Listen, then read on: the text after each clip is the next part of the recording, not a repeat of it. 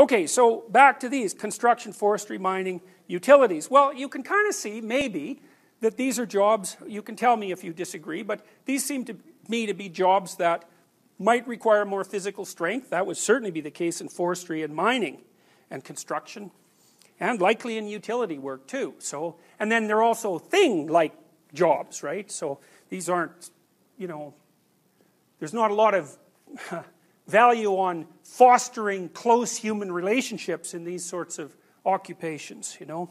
So here's some interesting things. 10 most male-dominated occupations in the U.S. So I guess one of the things that you might ask yourself is,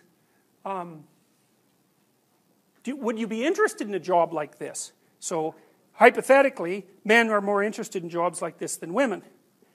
Brick mason, block masons, stone masons, so, you know, carving up stone. Cement masons, electrical power line installers and repairers. That's a tough job, eh? It'd be very hard to do that, like during the ice storm. That'd be a hard job.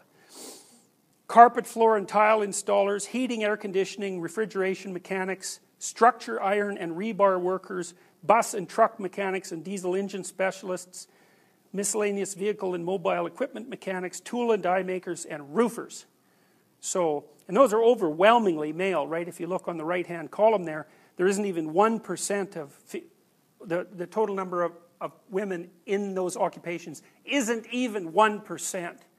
You know, it's funny, you don't hear a lot of like gender affirmative action calls for structure, iron, and rebar worker gender equality. So, well, I think that's interesting, you know. If it's merely a matter of gender inequality, then why does it differ? What difference does it make what the category of employment is? That sort of argument shouldn't be reserved for only the upper echelons and the most desirable jobs. You know, otherwise, that's not a coherent argument. It either applies across the spectrum of jobs or it's incoherent. Those are the alternatives.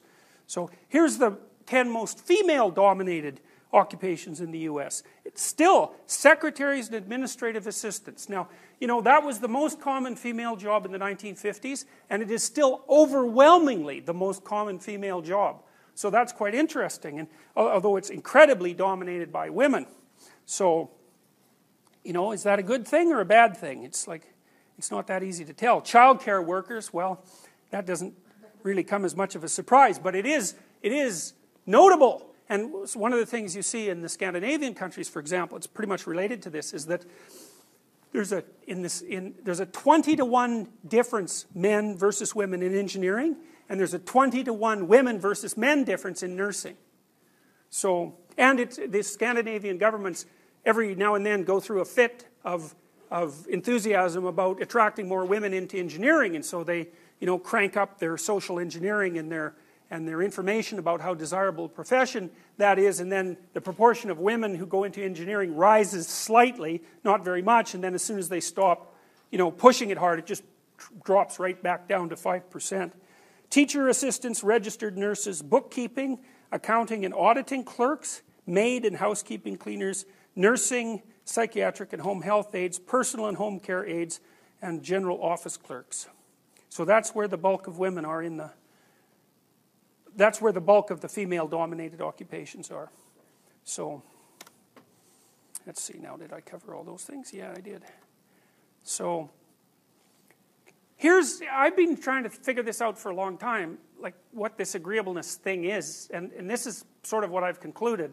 Because I'm always interested in tying this down to the biology, and Jaak Panksepp, who's a very good neuroscientist, has identified a number of fundamental biological emotional systems, some of which we've alluded to already, and some of which we really haven't. So, for example, it was Panksepp who identified the existence of a play system for engaging, for example, in rough and tumble play, and that seems to be something that males prefer more than females prefer.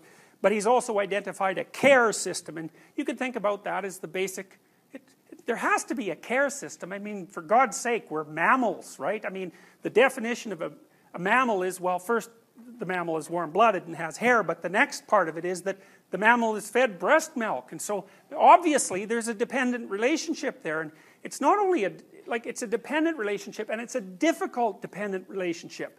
You know, like, children are very not able to care for themselves for a very long period of time.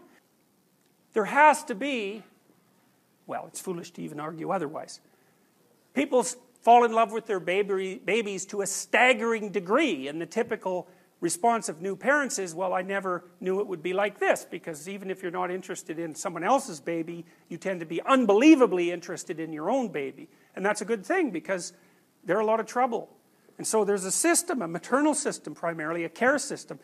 It's a system that's shared by men, because men are also very maternal for mammals. And so I believe that's on the one end of the agreeableness spectrum. It's like the maternal care system is what's driving empathy and sympathy and all of those things. And you know, I think actually that it was the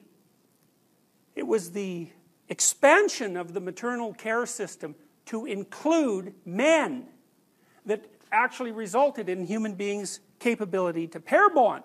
Because one of the things that's really weird about people is that they share food, because animals aren't very good at that. Like chimps will do it a little bit, but they're not too happy about it. And wolves sort of look like they share food, but that isn't really what happens. The dominant ones just eat till they're full, and then they don't mind if, you know, the subordinate ones eat what's left over. But human beings will share food. Now, of course, female mammals often share food with their infants, but they don't generally share food with, you know, their compatriot. And you know, you think about the language that couples who are in love use to each other. You know, there's a real infantile element to it. It's baby and dear, and you know, they make little cooing noises, and they give each other little pet names, and like there's something that's like there's a juvenile element to it that seems to me to be a consequence of the activation of this care system, you know, between adults rather than from the adult to the child.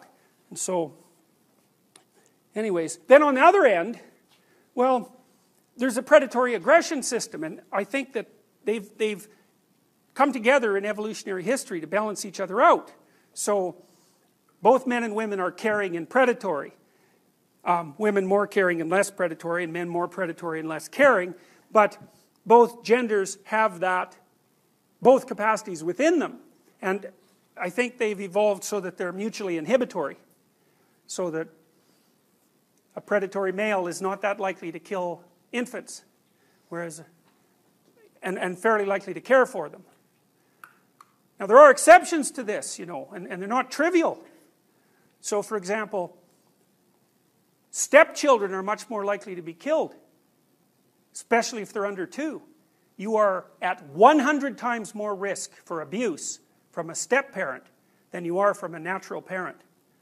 And so you see echoes of this in the animal kingdom too. So for example, if gorillas have harems, and then of course one gorilla has, you know, offspring with a variety of female gorillas, then all the adolescent gorillas are sort of outside that little circle, just waiting and tapping their feet for the guy in the middle to get tired or hungry or, you know, exhausted, so they can come and run in there and, you know, overthrow him fundamentally. When they do that, they kill all the infants. And so do lions. So the predation and care systems, you know, they're very tightly balanced, and they are influenced to a large degree by genetic similarity, rough as that is.